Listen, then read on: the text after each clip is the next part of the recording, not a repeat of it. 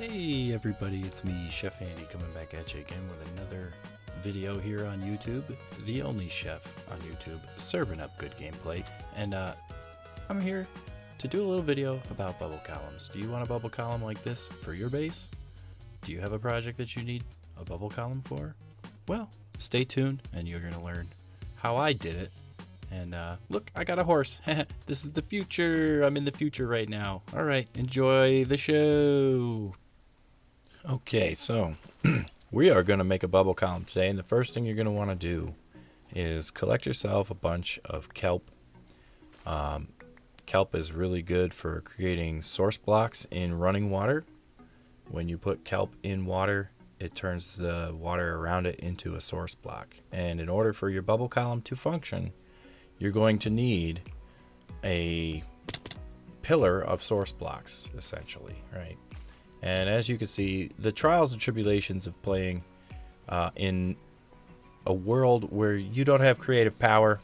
A lot of people like to play this game in creative mode because of the difficulty and the fact that they don't like to deal with monsters and all that kind of stuff. But yeah, playing outside creative, yeah, let's sleep here. Let's make it daytime. I do a lot of sleeping for daytime because I don't like mobs either. So the problem with playing in creative is you don't get to experience Minecraft fully. But so I play survival and I play on server with friends, and I get annoyed quite often by monsters. And this is a point in time where I had a little panic moment. I ended up trying to fight all these bad guys because I didn't wait for them to despawn before I went back down and made my column. So now I get to run around and collect all my stuff again. This is the joys of playing regular vanilla Minecraft. No mods, no creative mode. But anyway, to talk more about the bubble column, what you're essentially going to want to do, avoiding the monsters and everything, is create water source blocks so that you can utilize the soul sand to create a bubble column to push you up at a great speed. And it also makes sure that you don't drown, because if you didn't know, soul sand and magma blocks underwater have two different effects. Soul sand pushes you up, magma blocks drag you down. And here I use the dolphin speed to get away at high speed. But the bubble columns themselves give you oxygen. So being in the bubble columns, you'll never drown. You have a chance at taking damage with magma blocks, but yeah, so you'll never experience the drowning effect in a bubble column. So that's why bubble columns are great for vertical travel to and from locations in your base or in the world in general. And here I go after this witch. Witches are probably some of the toughest mobs to fight. I decided to ignite that creeper and just be done with him. But yeah, witches are some of the toughest mobs to deal with in Minecraft. And I think, if memory serves, this witch actually does kill me anyway. I'm not sure, because I thought for some reason a shield would block a potion splash. She didn't throw harming though, she threw weakness. So yeah, I did kill her. Okay, but yeah, moving on. I try to basically wrangle in all the water source blocks so that I can create new ones and it's not going to flow around and do crazy stuff in my world. And once I've found the center of my pillar that goes all the way up, I find that block and I decide that's the one that goes straight up to my opening. Apparently it took me a while to figure that part out. But yeah, I determined that is the source blocks that I need. So I go down and I start planting my kelp vertically. And once you get the process moving, you can just basically hold space bar and right click and you can just go up and up and up and up.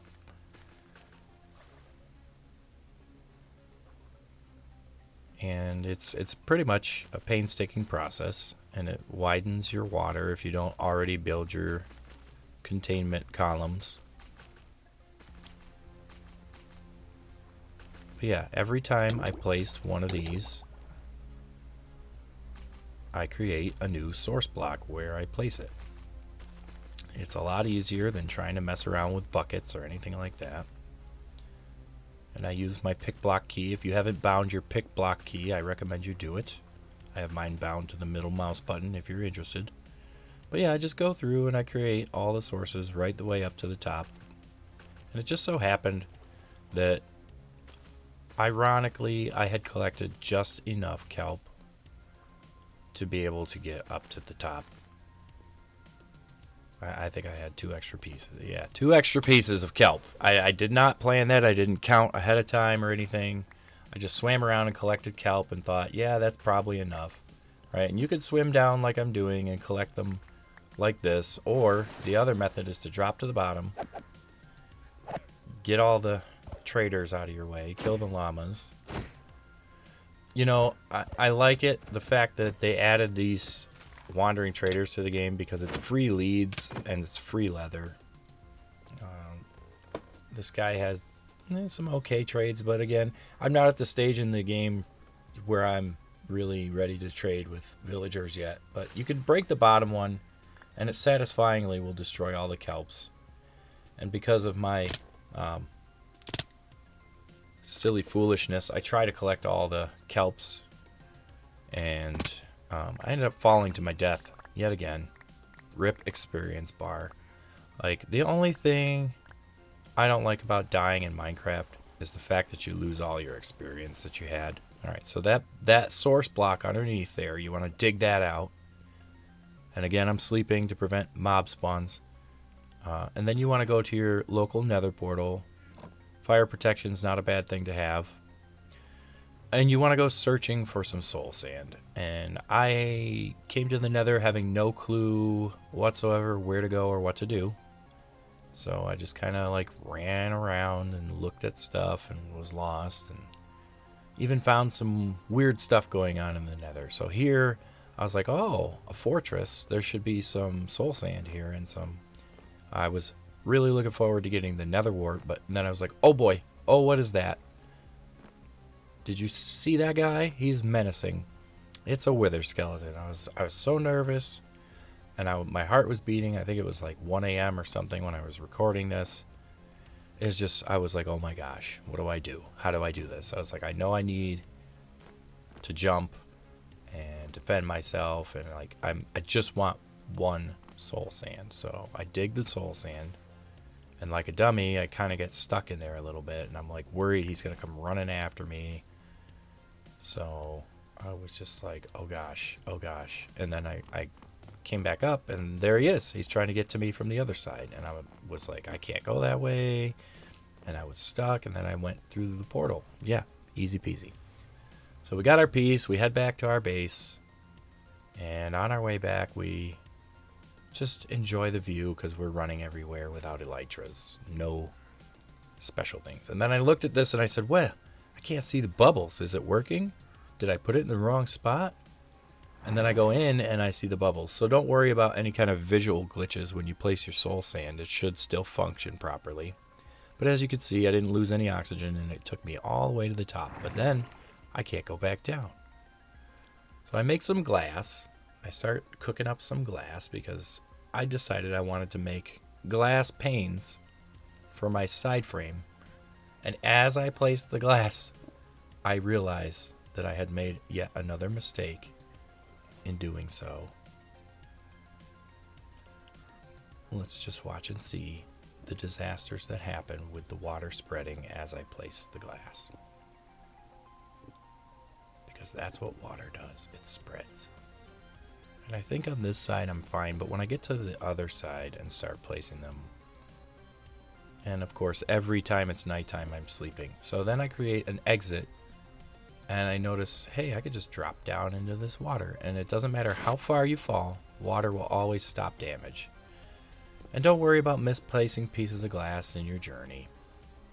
It just happens. You just got to roll with the punches. So then I decided to come down from the top with cobblestone or any kind of stone blocks, solid blocks, because I just was getting sick of the water spread, and I was like, well, if I stop it at the top, it's not going to do it at the bottom.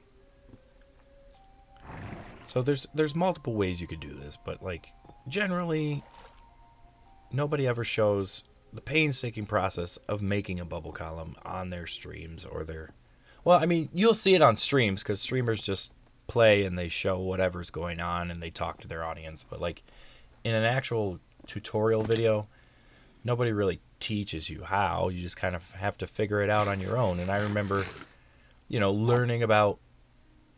Yeah, and I decided I'm sick of this guy. I keep thinking he's some kind of mob or zombie or something, so I just get rid of him.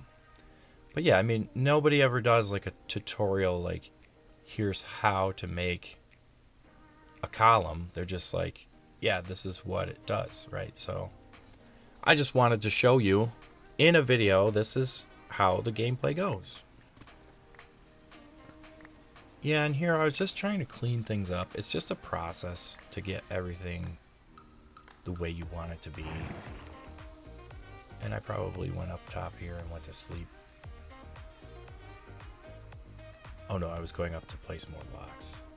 Just diligently working, hours of gameplay, and I've just clipped the footage for you so you can enjoy what I'm doing in my world. But really, the reward is huge. The payoff is huge. That's why, you know, you go through this process of creating the bubble column, because swimming up to the top of your sky base, and here I had a misplace inside my bubble column. One of the worst nightmares when dealing with this, right? And here I was like, oh, I'll take this opportunity not to get pushed up, to be in the middle, and I'll just place a bucket and all is good, right? But when you really fail at placing buckets inside of a column, let me tell you, it's bad. I hated life. I tried to place it. I should have placed it one lower. And you'll see I do a little montage later on. I even like angrily grabbed another bucket, so I'll come to that later. And I'm like, what gives? I don't understand. You have to place it at your feet or you don't get the right placement because the bubble column pushes you above it. And then I fell and died. And then I sleep. Oh yeah, there's a lot of death. Especially early Minecraft days where you don't have late game stuff, you don't have items, you don't have trades, you don't have anything, right? But I thought it would be neat to have glass panes going up at the bottom so you can just simply stroll right into your bubble column. You don't have to like worry about doors or openings or anything. It's just a different style of blocking the water flow. And I find that glass panes are pretty easy. Like, let's say you want to get like a pig or a cow or something up into your base. And, you know, you decide, I want to put them up in the bubble column. Like, you can't teleport them. You don't have God powers from playing in God mode or whatever. So, you got to, like, coax them into your tunnel. And here I do another attempt at the bubble column replacement of water, and it just, I'm getting frustrated, so I keep building along. Eventually, I get to the point where I'm getting close to finishing, and everything's almost done, and I've misplaced lots of pieces of glass, but, you know, all you got to do is smelt more sand. It's a process. So, with this bubble column getting close to being finished, I like to say that the glass pillars, so to speak, with the panes, if you have them just like I have them for my bottom piece, you should be able to convince animals to follow you close enough to the column where you can push them in and they do float. And then you can wiggle around and push them to where they get centered and they can get up into your base or wherever you want to put them. So, and then now I have the painstaking process of trying to swim down and put this last pillar piece into place. And I'm trying so hard. I'm checking to see if there's sources outside that I can grab too, because, you know, buckets of water. But finally, I get things where they need to be. My pick breaks, and I'm a little more frustrated. But yeah, so now I'm like, wait a minute. I don't have a place to drop into for my trapdoor exit for my base. So I work a little bit more. You know, at this point, it's pretty much the column's made. I just got to replace the bubbles. So I go to do that. I got to put more sources in there. So I grabbed some water. And I was like, wait a minute. Let me do the bubble column part first. Get it fixed again. And I messed it up. So then got to get more water. And I still messed it up. More water. Then I decided I'll put water down here first so I can go up to my base to my water source safely and get water. And then I can test my drop off. Right, and you'll see later on that I changed that drop off to be a little smaller, which is risky. It's ended in deaths for me. It certainly has. So then here I'm like, okay, they're straight in front of me. That didn't work. So then I swim all the way back up. Get a water, drop down, bubble column up, and hit my feet. And then I notice, oh, I've got another missing block, which again is from earlier where I rage dumped a bucket. But now I fixed it. Now everything's working. I have my fall. I have my column. Everything's great. Then I sleep to reduce the mob spawns. I hear mobs underground. I'm just working to do my thing. So I decided to make a little design at the bottom to where I fall and I land in like a little plus drop thingy. First I clean up the area. I test water to see which way it flows and stuff. So right here, because of the texture pack that I'm using, and I found out I could do 2. But I was like, well, what if I come to the side on accident? I want to do 4. So I just dig out 4. And I'm just doing what they call terraforming, or basically decorating the area. And I decide I don't want that hole down there, so I plug it. And I decide I don't want it deep, more than 1 block. But I'm just making it look how I want it to look. And that's one of the beautiful things about this game, is you can make things look however you want. So there you have it. I've got my bubble column. Hooray!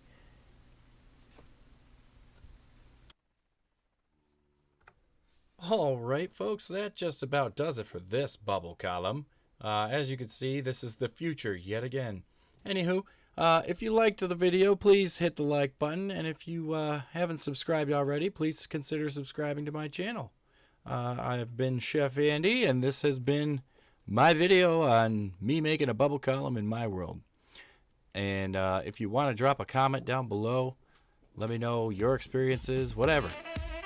Anyway, we'll see you in the next video where I make bee stuff. Bye bye. Schlitzbites.